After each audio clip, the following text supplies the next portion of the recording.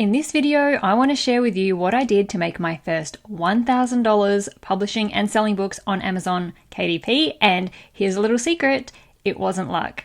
Welcome to my channel. Thank you so much for joining me here today. I've been publishing books on Amazon since mid-2020, so for a few years now. And I think the first big milestone that we all get excited to meet is making $1,000. And for a lot of us, it's also the hardest to make. When most of us start out publishing books, we stumble a lot, we make a lot of mistakes, we get frustrated, thinking that it's never going to work, it takes time. At least for me, it was like that. But I've learned a lot over the past 3 years, and when it came to making that first $1,000, it was when I really started to learn how publishing books worked and how publishing them on KDP worked. And in the end, it wasn't luck that helped get me there. I want to share with you what I did at the beginning to make my first $1,000 so that hopefully you can skip some of that initial phase or those initial phases where we tend to struggle the most and get straight to the good part of actually being able to publish books that customers actually want to buy.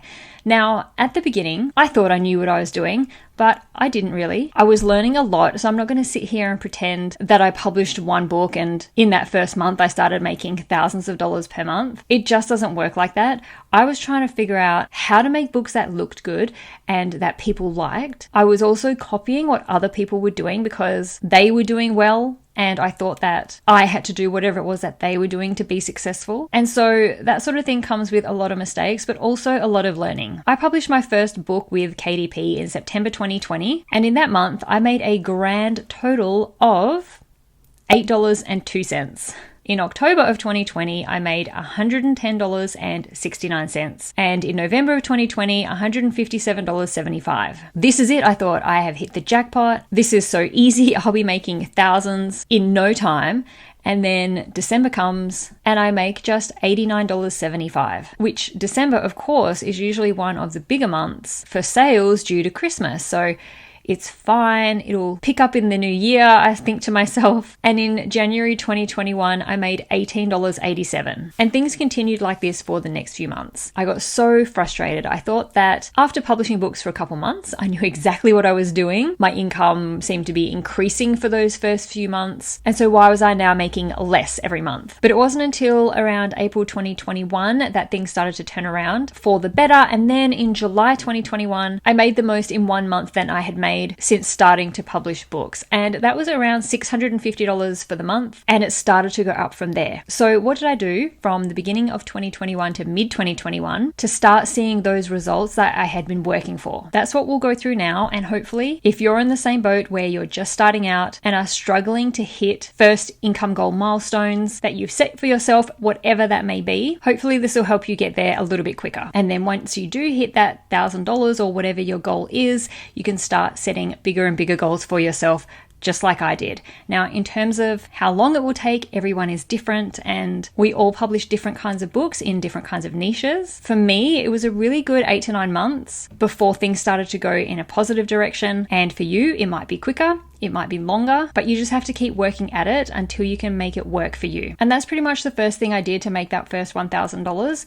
I didn't give up. I just kept trying, I kept learning, I kept making books. It would have been so easy for me to just give up and say that it doesn't work and maybe go off and try something else. But in reality, I wouldn't have given it enough time to see if I could make it work if I had given up. Trying to start an online business and then just giving up because you don't see massive results within the first couple of months just isn't realistic, no matter what type of online business that you're starting. Give it a really good, substantial amount of time before deciding whether you want to give up and move on to something else or not. But mindset aside, the next thing that I did was I picked one kind of book or one niche to focus on until I had an established series of books in that niche. At the beginning, I was making all sorts of different books willy-nilly, I guess in an attempt to try and figure out what works. But also at that point, like I say, I was copying other people and what they were doing. And if someone was doing well in publishing notebooks, then I published a bunch of notebooks. If I saw someone else doing really well publishing logbooks, then I started publishing logbooks. There wasn't really any rhyme or reason or method behind the books that I was making, and some of them I didn't really enjoy making. I forced myself to do it because I thought it would make me money, because those kinds of books were working for someone else. The kinds of books that I really enjoyed making were books like coloring books, but also everyone was saying don't publish coloring books because it's an oversaturated niche, you'll never make money, and that scared me off. Other people had tried coloring books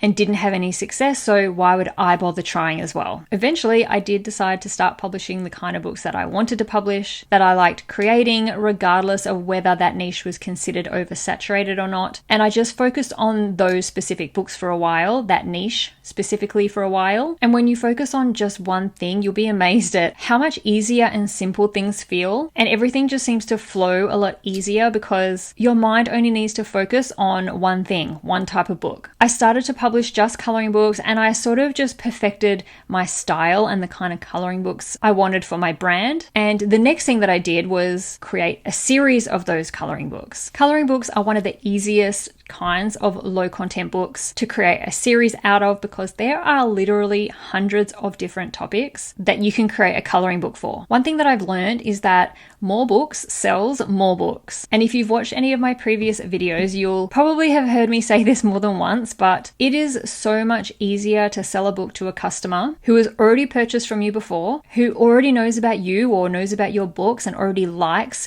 the book that they've already bought from you, than it is to try to sell one book to a brand new customer who has never heard of you or heard of your books before. Create more books for those customers who have already purchased from you and who love what you do, so they can come back and buy more from you. Also, having a series does have quite a few perks in terms of the benefits you get within Amazon itself for having a series. When you have a series, you get a nice little link right at the top of the sales page, which takes customers to sort of a exclusive sales page where they can see all your books in that series in one place, so they don't have to go searching for all your other books. They can just click that one little link and they're taken to every book you've got in your series, and the customer's not going to be distracted with any other books from any other publishers on that page. It's only your books. You also get access to sponsored brand ads within Amazon Ads, which allows you to run ads on your series. And when you do this, you get this beautiful ad placement right at the top of the search results. And this takes the customer to an awesome branded sales page of all your books. Okay, what did I do next? I stopped waiting for Amazon to bring customers to my books, which is one of the really big misconceptions about publishing books on Amazon. A lot of people think that all you have to do is publish your book, and because Amazon does have literally hundreds of millions of customers, your book will just start immediately selling like crazy and you start making thousands of dollars every month without having really to do any work. I'll admit, I did expect that to happen when I published my first book. Clearly, that didn't happen since I made less than $10 that month. I eventually realized that I need to market my books and do the work to get people to start buying them. I started some social media accounts on platforms where image-based, artistic styles of photos do well, like Instagram, and started to share my books there. I also started an email list so that I had a group of people already interested in my books that I could email and let them know when there was a new book being published. Also, I started to learn and use Amazon ads. I didn't spend a lot of money, especially at the beginning. I set my budget pretty low, a few dollars a day, but there's a great thing about Amazon ads. When you start using them, yes, you are paying for people to click on and hopefully buy your book, but by getting people to buy your book through an ad actually helps the organic reach of your book too. Meaning when you spend money on running ads, your book will also start getting shown to Amazon's customers organically. So organically meaning you didn't pay for that to happen. And usually you end up making more sales in addition to the sales that you get from paying for ads. And one of the last things that I did was I started to outsource the things that either weren't my strengths or that I didn't have time for or that I was spending too much time on.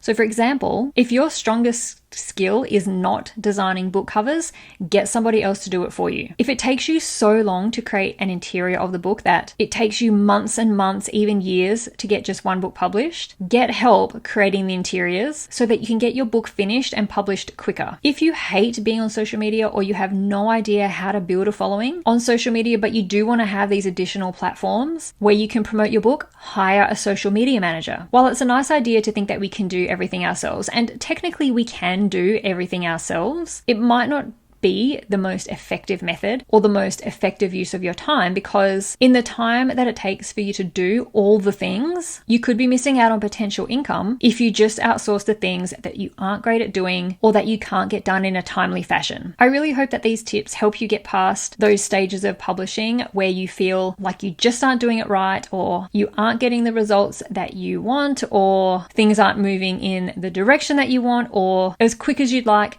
We all go through it. And just remember, if you are struggling and things don't feel like they're working in your favor, this is all a learning curve, and we are all learning new things every day, regardless of how long you have been publishing books for. Thank you so much for watching. I'll see you in the next video.